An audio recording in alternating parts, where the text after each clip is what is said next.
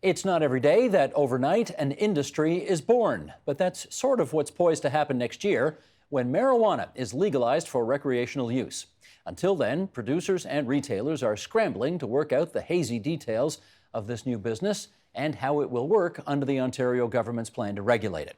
For a look at that, we're joined by George Smitherman, former Ontario Deputy Premier and Health Minister, now on the board of licensed producer THC Biomed. Matej Oleru, CEO of LIFT, a Canadian cannabis media and technology platform. Abby Roach, director of the Cannabis Friendly Business Association and owner of the Hotbox Cafe in Toronto. And Brianna Humphrey, owner of Radical Gardens, a farm, restaurant, and online farmers market based in Timmins, Ontario. Can I just say, nice to see you down here. Last time we got together was up in your neck of the woods. Yeah. Deputy Premier, so nice to see you again. It's been ages since you were here, and pleased to have two first-timers on the program as well. Here's the 411. Sheldon, you want to bring this up here? Ontario's pot plans. This is all going to be run in government-operated stores, as you've no doubt heard, under the LCBO, but sold in separate stores, not the same places where they sell the booze. Individuals can possess 30 grams of dried cannabis. You've got to be 19 years of age or older, same as the alcohol purchasing rules, and can only consume in the privacy of your own home. George, there are more than 60 licensed producers apparently in Canada, and I wonder if you think that's enough. Well, there are going to be more. I mean, that's clear. There are many, many other producers that are in the application queue. So I think that we're going to see across the country over time a very, very wide variety of licensed producers, and amongst them a tremendous amount of capacity, both on the volume side and for sufficient varietals to excite the market. The question that I have is whether there's enough of an approach at the government level, or what I describe as a kind of a craft beer approach, to really actually want to provide consumers with a really exciting array of product. I'm not sure about that yet, but I do think on the question of whether there's enough production capacity amongst the licensed producers, yes, I believe so. Matej, follow up if you would. Give us a sense of how much demand you expect there to be. Right. I would actually quite disagree with that. We see shortages in the medical market today. About 80,000 to 100,000 kilograms of capacity are built out amongst licensed producers today. If we take into account their planned expansion, so we look at what they've been raising capital on, what they're saying their strategy is going forward, we're looking at about 300,000 to 400,000 kilos per year of capacity fully built out. And that's keeping in mind that I'm a business, I have a business plan, and that's assuming that I'm going to execute perfectly, and together we all execute perfectly without any hiccups. We'll have 300,000 to 400,000.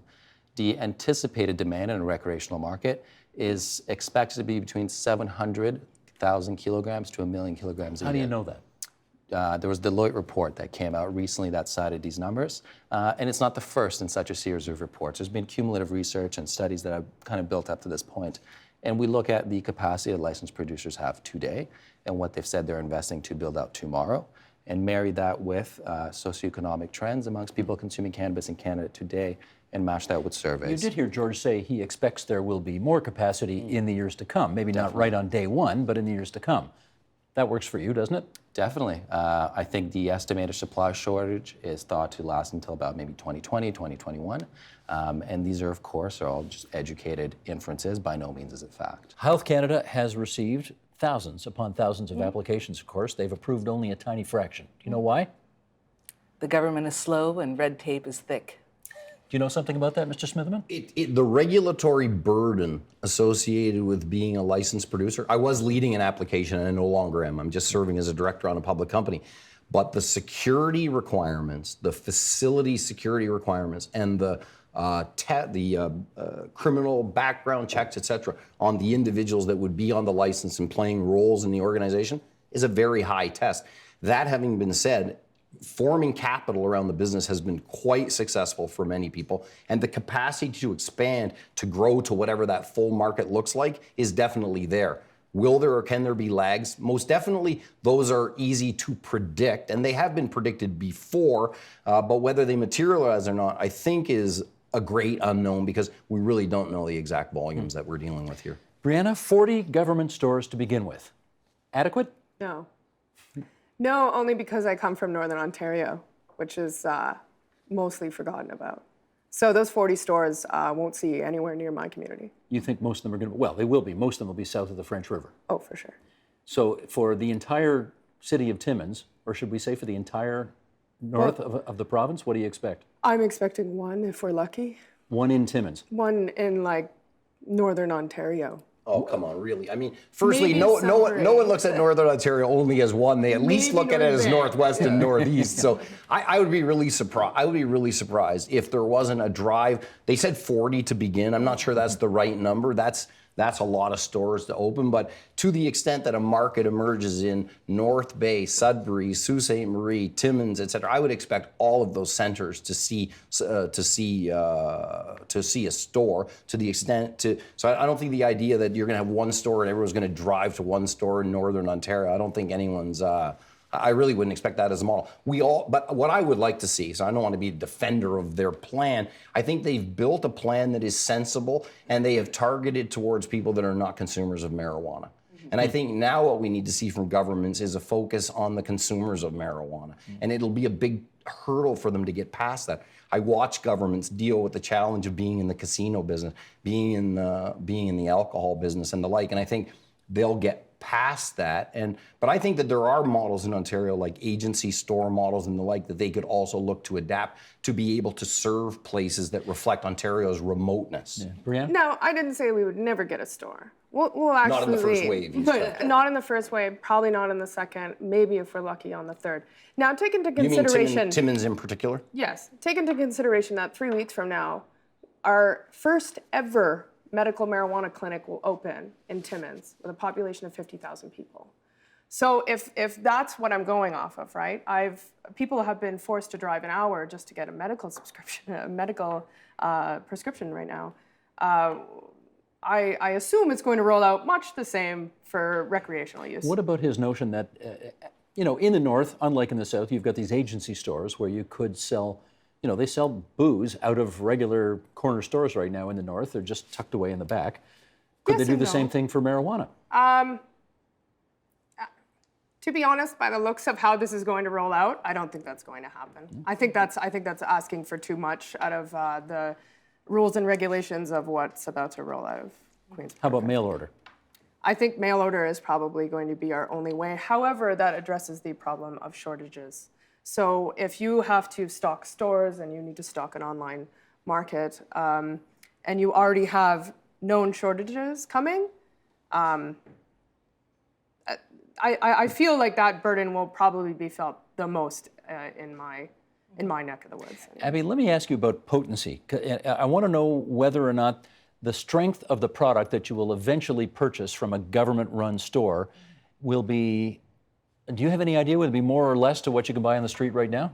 It's not even about potency, it's about variety, and it's about variety of product as well. The cannabis consumer these days has a palate for, they're connoisseurs, I would like to say, right? So you're not talking about cannabis consumers who are trying cannabis for the first time. They like extracts, they like edibles, they like topicals, they like all kinds of products that are even beyond what I know. Every week there's a new product that comes out.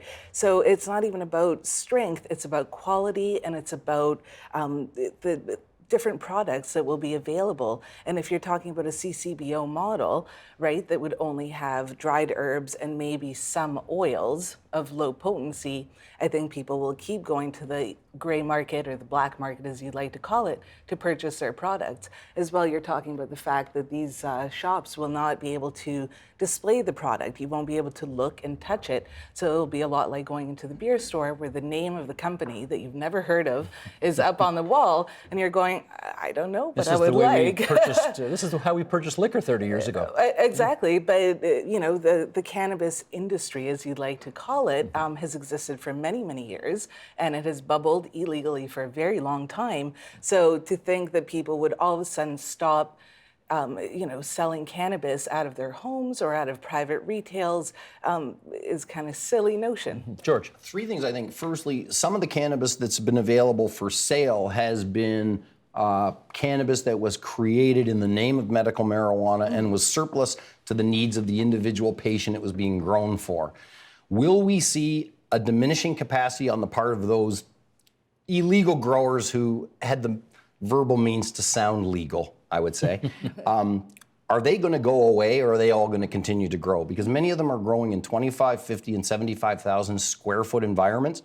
which when people start looking for them, they may find effective at closing them down, which heretofore they've been focusing on dispensaries because they're so visible, but there's a lot of illegal growing. Is there going to be an attack on that illegal growing from a criminal standpoint? We haven't seen that much of it, but it is possible to investigate and to eradicate if officials wish to, and they haven't so far, largely, I would say. On the 2 points I want to say is, I do think, as I said before, the LPs have all the capacity to grow, the licensed producers, to grow, the varieties will be good, the potency can be good on the dried marijuana product.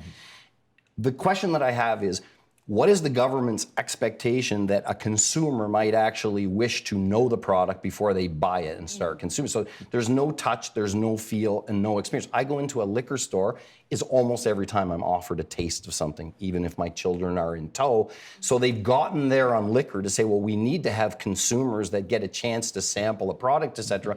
They haven't even thought that through yet in the context of marijuana. And to take that further on the variety of products, some of which might be medicinal or topical in nature and others which might be edibles and the like, I would say that the regulatory regime doesn't exist yet, and yet I am hopeful that as that regulatory regime around those things comes to life, it will reflect better this evolved marijuana consumer that isn't just into rolled joints. Because I think the government policy so far is kind of a rolled joints policy, but I continue to believe the foundation is decent and the opportunities are there to layer on and make it more interesting, more exciting, and more economically beneficial for Ontario. Matej, do you have any idea whether Ontario is approaching its marijuana policy differently from any other province in the country?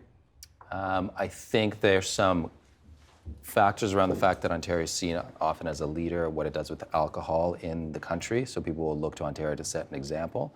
But I think people lose sight of the fact that cannabis will be legal and you'll be able to walk into a store and buy it, and this is coming on the tail end, almost 100 years of prohibition. So, to your point about the government being concerned with joint rolling, I think the government's concerned with the basic cannabis product being legal for the first time and rolling it out in lightning speed in the world of politics. Like, we have to keep in mind, this doesn't happen anywhere else. There's, the red tape that you mentioned earlier, Abby, that is stereotypical of typical government process, and this is not currently what we're seeing. It's literally the LCBO about a month ago was told that you are now going to be the expert in cannabis 8 months from now, figure it out. Whether or not they are the expert come legalization, they have to be, because if they're not, the public loses faith in the system, the LCBO, that by consequence they'll lose faith in the government that placed them there. And this legalization thing that was meant to be getting cannabis out of the hands of children, perhaps getting us to tax dollars down the line, although that's not the primary objective in the short term, is going to be a huge failure on a grand public scale. So I fully subscribe to the government's approach in that we don't know that much about it. We're going to take steps to move as quickly as we can, and we saw that in the C-45. C-45 is the bill that will be the Cannabis Act. They put out an amendment that said 12 months after legalization comes through, we will look at implementing regulations for edibles and concentrates. So again, lightning speed for a category that is going to require insurmountable amounts of regulation. When you think about food product, what goes into food, the processing facilities, getting that license, now you're adding cannabis to it and selling that in a store. Let me ask Brianna about this, though. He's right. They've basically told the LCBO, which has never been in this business, and OPSU, the Public Service Employees Union, which has kind of never technically dealt with this product. You've got to become experts on it in the way that you have when it comes to alcohol sales. You guys, it's all yours now. The people who've been doing this for a long time, the so-called experts in this field, have kind of been shut out of the whole process so far. What do you think about that? It's interesting. I suppose at the end of the day, I could understand why the government wouldn't want to do this. Like at the end, if you're illegal, you're illegal. And then if you suddenly become legal, where does that lead to other things in life that were illegal and then become illegal? I can kind of understand why they did this, but at the same time, my worry is the same, like losing the variety and the interesting part of marijuana that you can get at many dispensaries here in Ontario as well as throughout the country and in other countries as well. That variety with anything is obviously the spice of life, and it is also the spice of taking marijuana. Let me follow up with you on that same question. The notion that the people who actually have known about this product and how to market it, where to find it, and how to sell it and all that, they're kind of shut out going forward, aren't they? What do we think of that? I think it defeats the whole purpose of the bill. The whole purpose of the bill is to get rid of the so-called black market. The only way that you can do that is by including people and creating opportunities for them to become legal, tax-paying, regulated members of the industry, right? So when it comes to craft cannabis, for example, you're going to tell Joe Schmo, who's been growing cannabis for the last 30 years illegally, well, it's time to stop growing your illegal cannabis because that's not going to be a part of the legal framework, right? You're going to be illegal. The answer is going to be slightly laughable, right? I've been doing this illegally for 30 years. Create a way for Joe to join the regulatory framework without having millions of dollars behind him, right? Create ways for lounges to exist, the way that they have for the last 20 years within the framework. Create spaces for people to be included in the framework, right? And that is not a huge ask. There is no other product in our society that regular people don't have an opportunity to get into the business of. And they are essentially taking cannabis and shutting out everybody from it except for government and large corporations. Was that a mistake, George? To me, it's a very difficult. You made it sound easy, but I think actually from the standpoint of people that have taken this bold, call it what you want, from a standpoint of the national government, this was bold. And accordingly, when a Canadian government moves forward with something bold, we should fully expect that it's going to have belts, suspenders and belts and suspenders, belts and braces. That's the Canadian way. There's no particular surprise there. But I find it a little bit too sympathetic to people that have been operating in an illegal spot for a long time. I get your point. There's a human. That's what I do. That's my livelihood. They have the expertise. They have an expertise, but there are deficiencies in their models associated with, for instance, perhaps not paying taxes, not being legitimized, or not testing their product. There are a variety of these concerns, which, from a regulator standpoint, make those risky operators. So, from a political standpoint, they really had to go the LCBO route. I think that taking those dispensaries, which we saw proliferate in Toronto, there have been 10 or 20, I'm going to call them compassion clubs, that have been around for a long time, and they've been doing amazing work, and I know many of those people. But for a government to legitimize those that have been in an activity and not just selling something illegally, but probably not following all employment standards and a variety of other regulatory burdens, it's very difficult for government to say, we're now going to legitimize these people. I have an idea for that. And it is around edibles, and a lot of purists won't like it either. Edibles is frightening to governments because it produces products that appeal to children, as an example.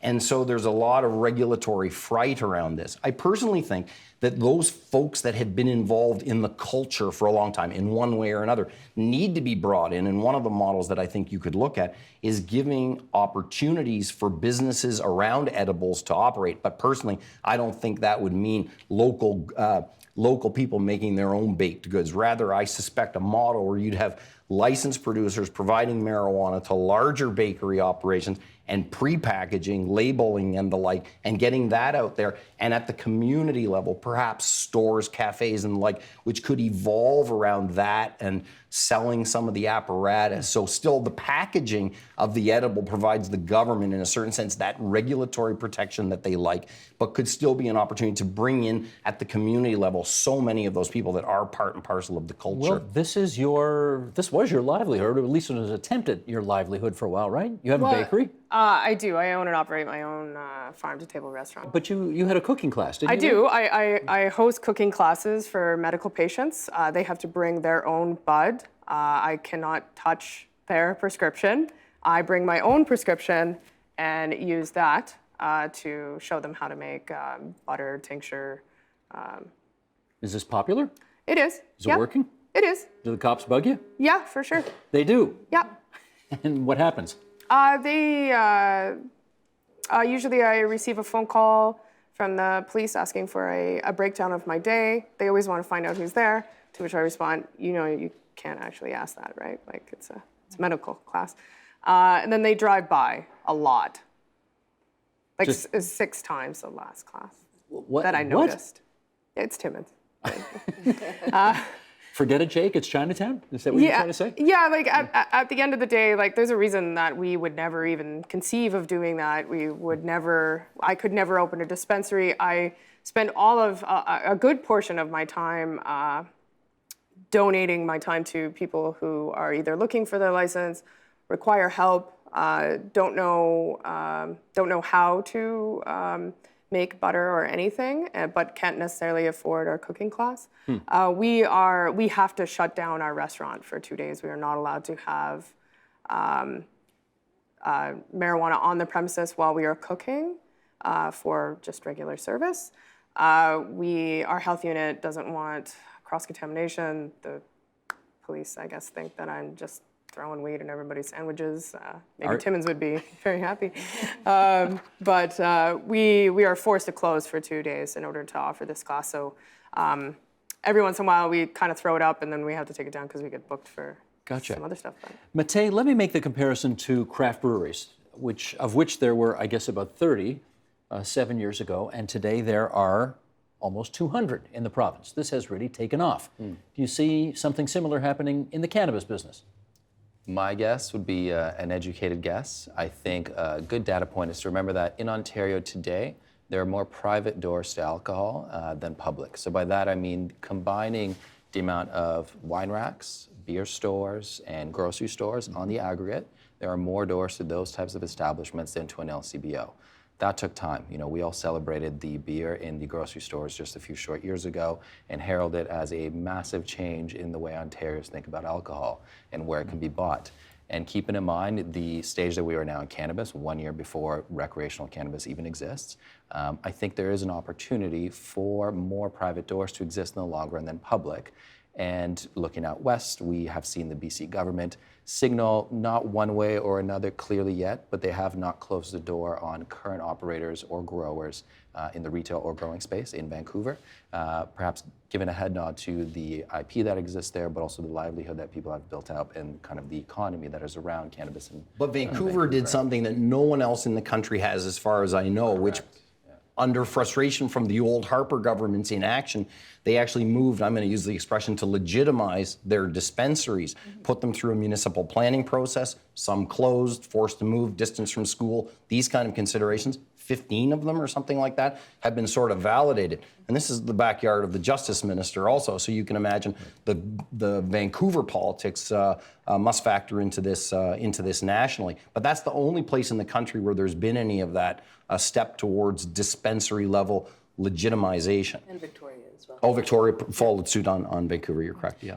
Do you imagine a time when, I think it was a Liberal government 35 years ago or so, not 35, 32 years ago, that promised beer and wine in stores, breaking up the monopoly of the LCBO. I remember campaigning on the beer store in the East Mall by Cloverdale Mall in favor in the 85 election. Right, so it only took 3 decades for it to happen, and now one wonders whether the same kind of analogy is appropriate for cannabis, in as much as we're going to start to see it decentralized eventually as well. Well, you can see the strong instinct on the part of the government here in Ontario is no, and they were clear about it. And you say LCBO got their marching orders a month ago is not true. The national government and the province have been working in parallel and sharing information for a long time, and Ontario's had a very, very well-evolved internal process. I had a chance to see some elements of that, so I don't think it exactly hit them with surprise, but I do accept the point that they're not exactly a bunch of people there that have history in the sector. Personally, I think that the model around this, firstly, we think about the private doors and public doors. Ontario regrets very much that the wine rack has all that business, and if they could do it over with Brewers Retail, they probably would also. So I don't know if that's just a perfect reflection on the regulatory environment and mindset in Ontario. I hope that there will be evolution in this so that the people that are part and parcel of the culture can have a hand in providing product in interesting ways and also in creating the best economic opportunities. Because I think one of the things, you're in the business of expos, I think, in part. So here we have a problem is, mail order is great. Amazon's going to have another head office because so many people are happy to buy their stuff that way. But first, I have to be comfortable with a product. And there is no means by which I can do that. And I wonder whether an evolved model of expos, as an example, might provide, and maybe that's more challenging regionally, and I'm pretty focused on remoteness, but provide a place where a new consumer or an existing one might actually be able to interface with the product. Can we see the Alcohol and Gaming Commission emerge in a way that it starts to create a regime, if you will, a regulatory regime that allows for adults to come together and to actually experience the product? You because kind of do this, right now don't you? there's a big For gap the there. last 20 years, yeah. Hotbox Cafe? That's what I do. Tell us about that. All right. So for the last almost 20 years, that is essentially what we've been doing is we allow adults, it was 18 plus, now it's 19 plus, to come in with their own cannabis. They can sit, socialize with it, get to know it. We offer, our staff is very knowledgeable. We offer assistance. Where is this place? It's in Kensington Market in Toronto. You downtown actually did an episode of The Agenda in 2003 about it, many years ago. But this model hasn't exploded in the last 20 years since we opened. There's only, I think, about 9 of them in all of Ontario. I wish there were more. Why is it legal? It's not legal, but it's not illegal. It's aiding and abetting possession, essentially, which is a half a possession count. So to a charge that will most likely get dropped. And we actually offer a service. If you talk to any police officer in my neighborhood or anybody in my community, they actually really appreciate the fact that people aren't sitting in parks. They're not sitting in the alleyways. They're not sitting in their cars and consuming cannabis in their cars, rolling in their cars, right? So, and this is actually a point that I've been making for a very long time, asking for licensing. We pay all our taxes, all our payroll taxes. Okay, very except much that the new regime that comes in is supposed to allow the consumption of this product only at home, not in a storefront business. Which may work if you live in the country and you have the luxury of outdoor public space, but in a city like the city of Toronto, where 50% of the people rent, and about 70% of people live in very close proximity dwellings, so condos, townhouses.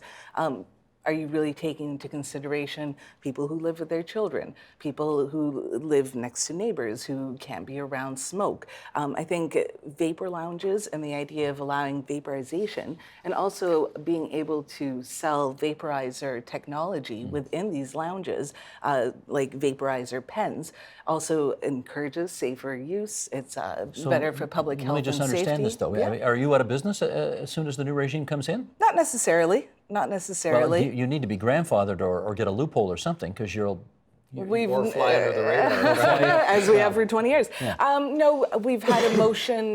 We've lobbied the city. The city has passed a motion to consult further with the Board of Health on this.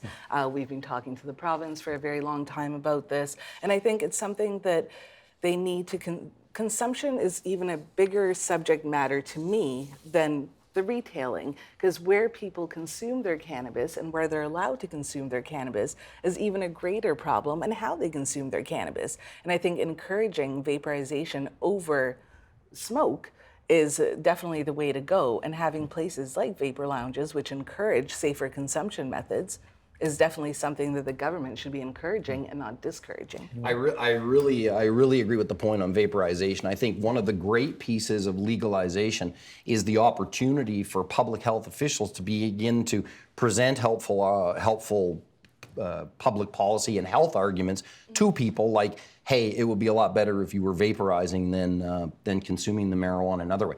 As the author of the Smoke-Free Ontario Act, and knowing quite well the kind of mindset that exists amongst public health officials nationally in Ontario and at the City of Toronto, I think even though you could get into the argument, I suppose, about the differing effect of marijuana versus tobacco, I think is a very difficult argument to advance about indoor marijuana consumption. Maybe not in a vaporized context, but I think for the public health purists who have a lot of history with tobacco, who are now influencing these policies, people in the sector need to be very, very aware that the kind of what I would call tobacco bias, which I think I have also, would be intensely there. But the vaporization point about the benefit, about the health benefit of harm reduction, whatever you call it, about transitioning to using marijuana or consuming it in that fashion, as an example of a public health and announcement is powerful. Down to our last few minutes here, and Matej, let me bring you in on this. There were a couple of American states, who were Colorado and Washington, that 5 years ago got into this game. What has been their experience that you think we ought to learn from most appropriately here in Ontario? That's a great question. And I know from my conversations with different stakeholders, whether in government or businesses here in Canada, we often look to the States and try to learn from them what they've done. And I think it's a good case study to look at, but it's going to be completely different here for 2, 3, probably 4 very big reasons.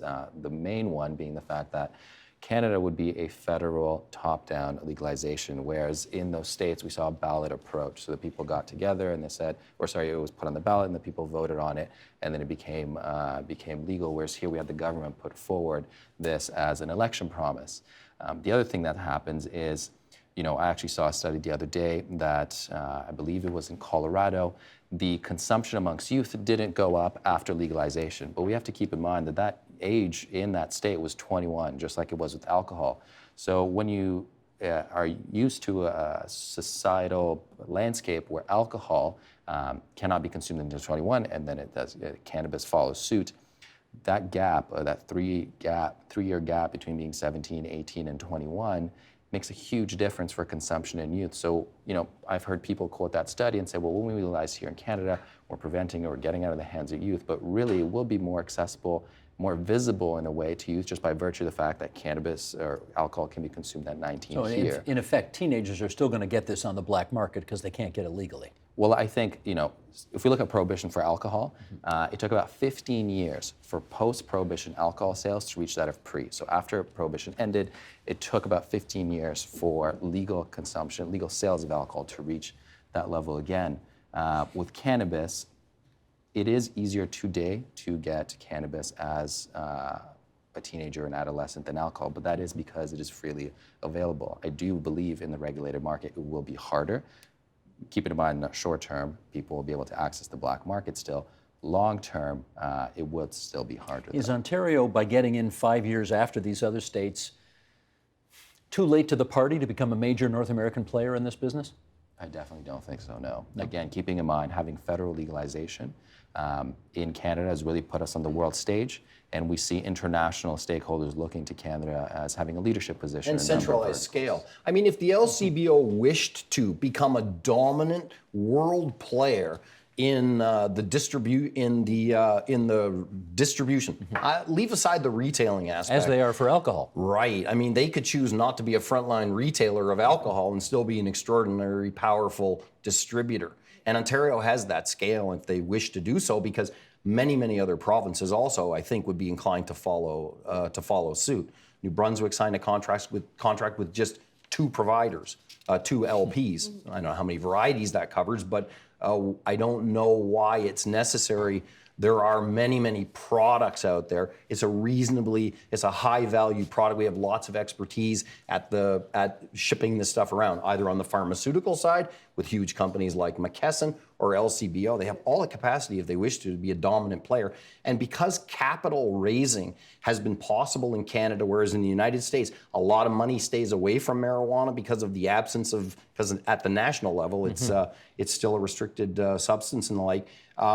I think actually there's probably a good prospect for Canadian companies to emerge. I understand not that well, but I heard that the German model is closely emulating the Canadian model, and some Canadian companies may have positive bias or positive opportunities to emerge in the evolution of the German model. So I think if they wish to look at it more like, what could we do here from an economic standpoint, this industry could be bigger than it's anticipated to be now. On the other hand, I understand why the early instinct would be around bringing this forward in a fashion that looks like it's properly in control, so that the 70% of people who are never going to smoke marijuana won't hold it too hardly against the governments that are implementing it.